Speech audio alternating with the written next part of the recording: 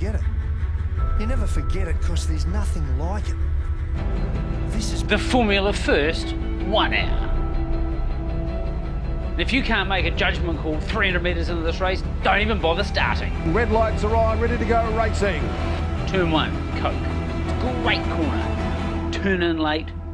Get on that power hard. Down in Toyota, turn 1. Now it's all about the inside line. McConkey coming back from the Company Coaster. The moment's not now, it's in an hour's time. Good racing. 3 wide into 3. Splash. If you don't get the approach right, you're gone. Sometimes you've got no option. Oh! Big crash! That's a big crash! Oh! Chris has collected the wheel.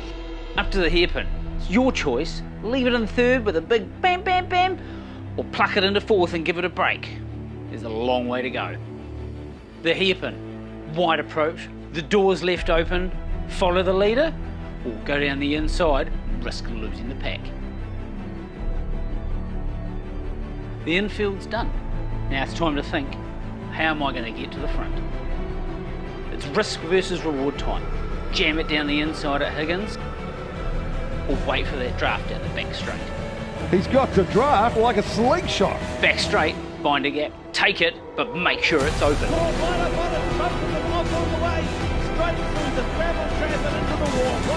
Dunlop, this is where it all counts. Make the move stick, or throw it all away. Oh, hang on to it, Billy. Lee in front. You've cleared Dunlop, and it's just that easy run to the flag. Positioned himself beautifully. Now it's a little sprint down to the line. Little Billy, he's going to do it. Right up McConkey down the outside. It's a dead heat. Big finish amongst all the 3. 1 lap done.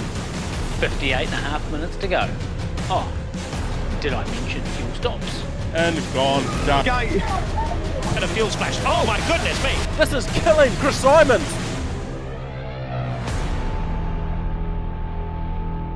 Good morning and welcome to Formula First exclusive coverage of the 44th running of the Haiku Components 1 Hour Grand Prix.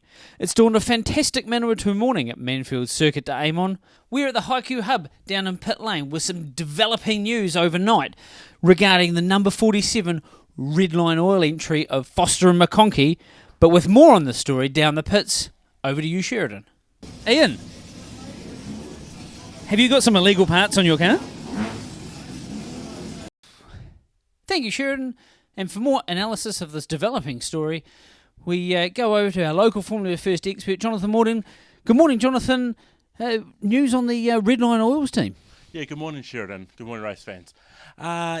So apparently Jenson Foster, I don't know if many of you out there are aware, but he's actually trained to be a pilot. And it seems that he's now taken this joystick to the next level and he's actually implemented it inside the race car.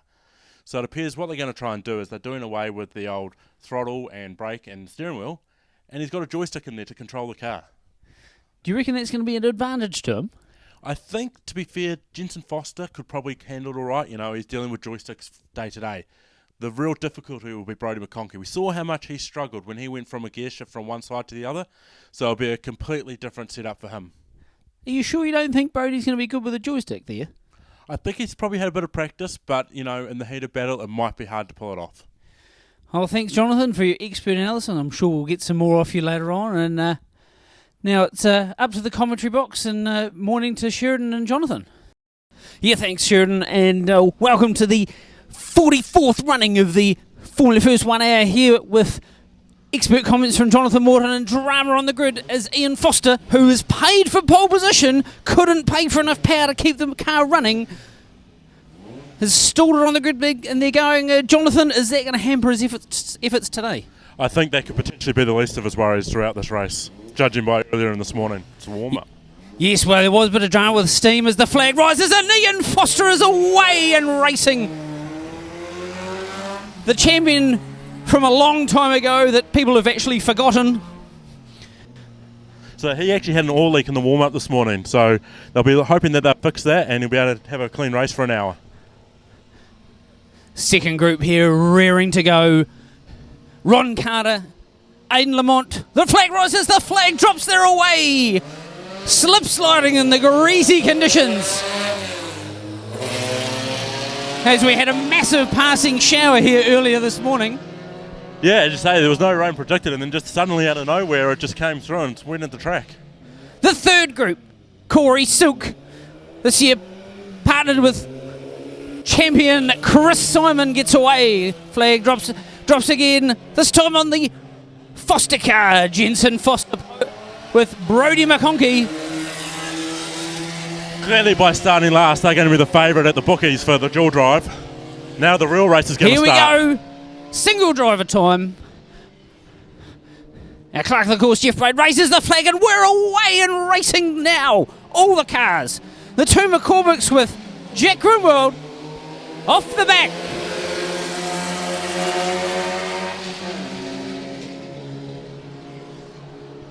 Big moves already by the looks. Paul McCormick looking down the inside. Wasn't able to make it stick. Of course, greasy conditions. We've already got one off. That's Jensen Foster in the Red Line All Racing Foster machine. Back on safely. One lap down for Ian. Amazingly has made a lap without an issue. Here we are completing lap number 5 of the Formula First 1 Hour Grand Prix. And Ian Foster still holding a healthy lead there, Jonathan. Yeah, he's done quite a good job actually. Obviously the car's performing quite well and he's just going about his business. And as you say, he is getting caught but not very fast. And still holding down second place is the Ron Carter Dave Scamble machine. Yeah, come here, across the line there. Takes over another lap. He's got 21 seconds to make up as Ian Foster just about locks up a brake there and splash. So slowly catching Foster, but coming in third place now, Liam Foster in the Foster McConkey machine. Yeah, they've had a good start. Sorry, the Lamont Foster machine. Oh, I've got them absolutely, all mixed up. Yeah, he's actually going bloody well, you know. This is really his first time to get out there and Formula First on Manfield. He's doing a good, solid job. Clearly my lap timing screen's as good as the Supercars one, but Corey Silk running there comfortably in fourth. Yeah, just going about his business, doing a good job. And he's closely followed in by the Jensen Foster machine, who's recovered from that early mistake. Jack Grimwald there, the fastest car on the track, but had a little whoops just before there, Jonathan. Yeah, that last lap he had a mistake going into splash and he lost about 5 or 6 seconds and he's started to fall back into the clutches of Toby McCormick and Paul McCormick's just behind him. So it's still to play out between these three.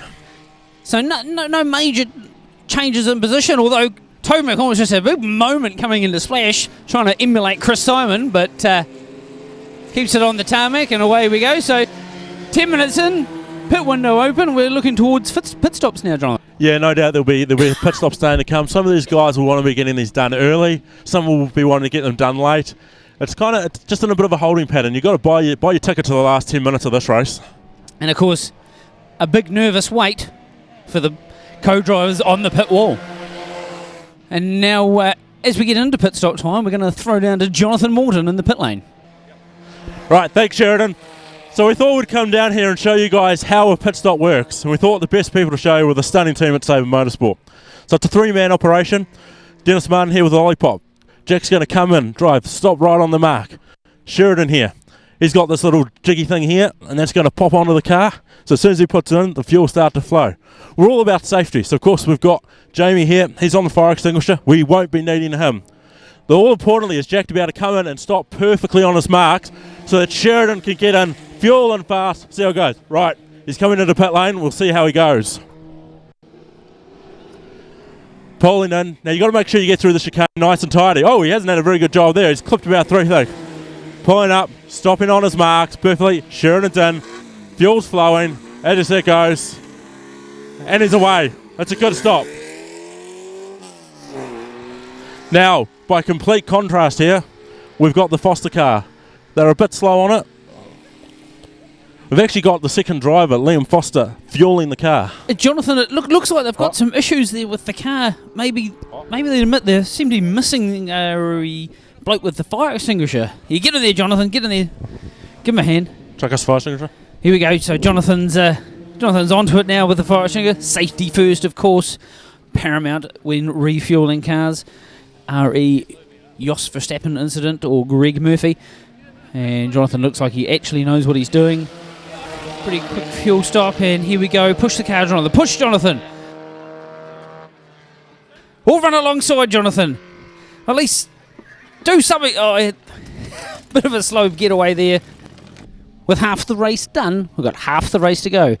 Ian the Fossil Foster in with his ancient relic of a car that was steaming like a teapot earlier. He is still in the lead of the race, although we're going to have some changes perhaps. As cars cross the line, fuel stops. Jonathan, it's all going off. Yeah, it's an interesting phase of the race where some guys have stopped, some haven't. So we've just got to keep tabs on who's done what. As we can see, there's probably going to be an effective change for the lead as Toby McCormick, who I don't believe has stopped, will now be taking the lead of the race. Followed closely by Jack Grimwald in second, who has actually taken a pit. So I would believe the effective lead of the race would be Jack on effectively, but on track it's a very close battle with Ian Foster now coming out behind. I think, to be fair, Sheridan, we've got the whole field within about 300-400 metres at the moment. Yeah, so it's an interesting race, just developing, even though I think Ian Foster was doing about 700 k's up pit lane there, so he may attract the interest of the stewards there. Ron Carter in the pits. Pretty slick pit stop from the Jerry Cam Brigade. It's certainly all going on at the hairpin at the moment. The battle for the lead between Toby McCormick and Jack Grunwald. As I say, I'm unsure completely where we are with fuel stops, but it's certainly a tantalising race at this point in time. And Jonathan, we were discussing that the track seems to have gone off.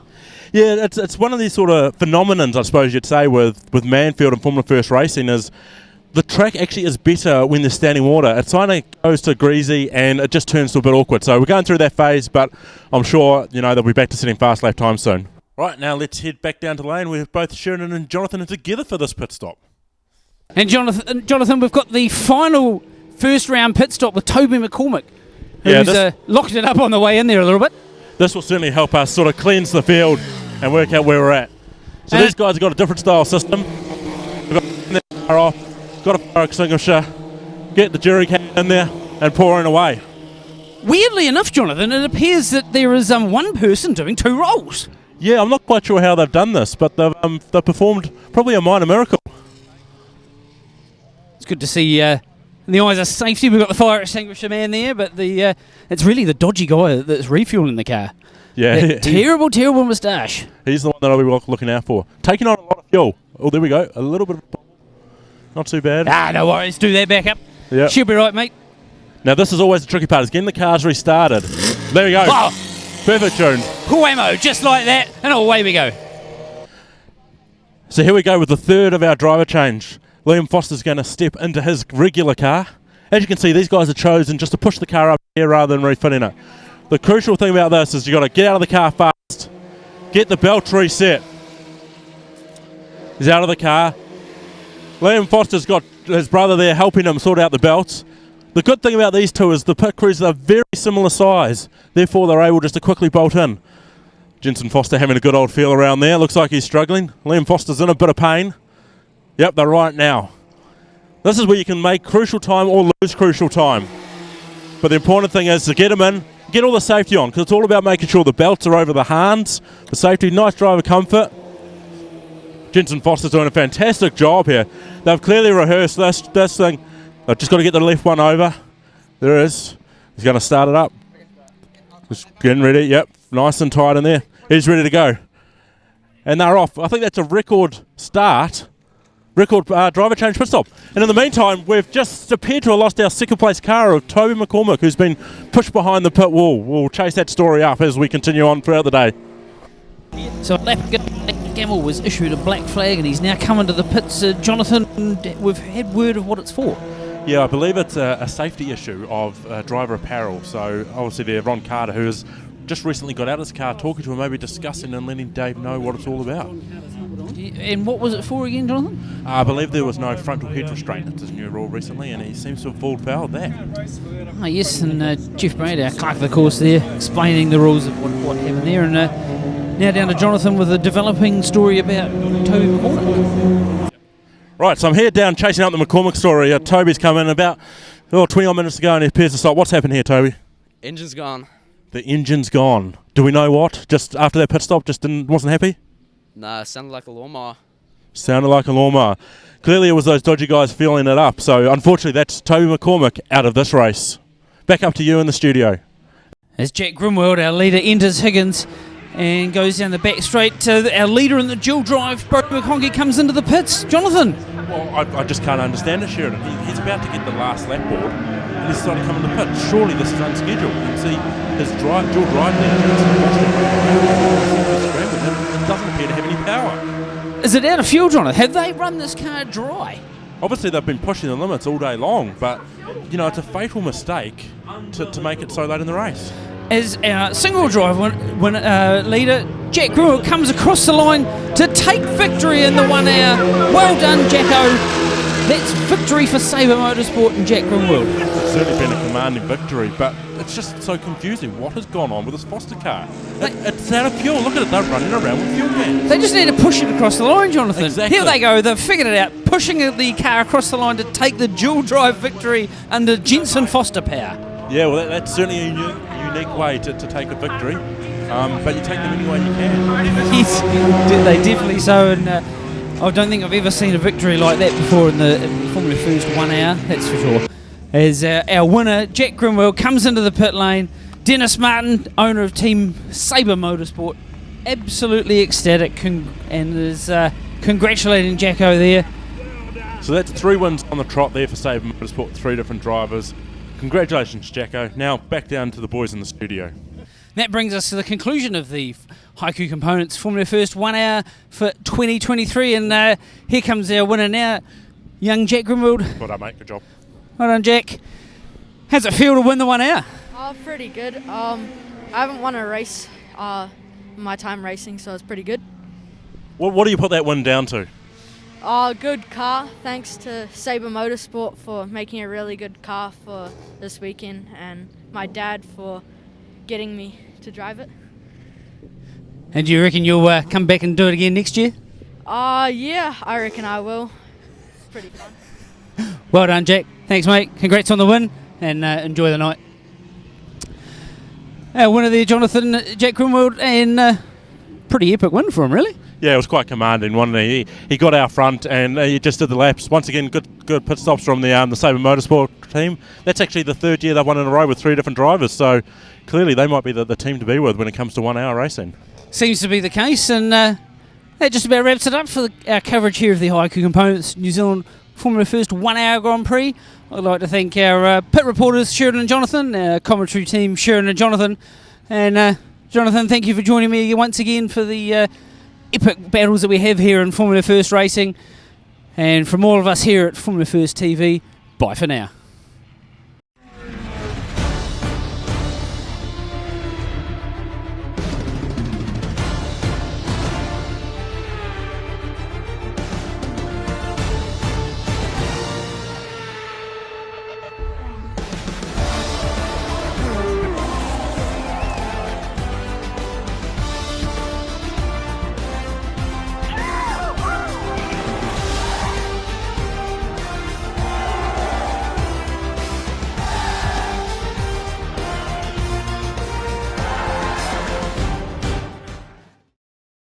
That would have been $100,000 video for me.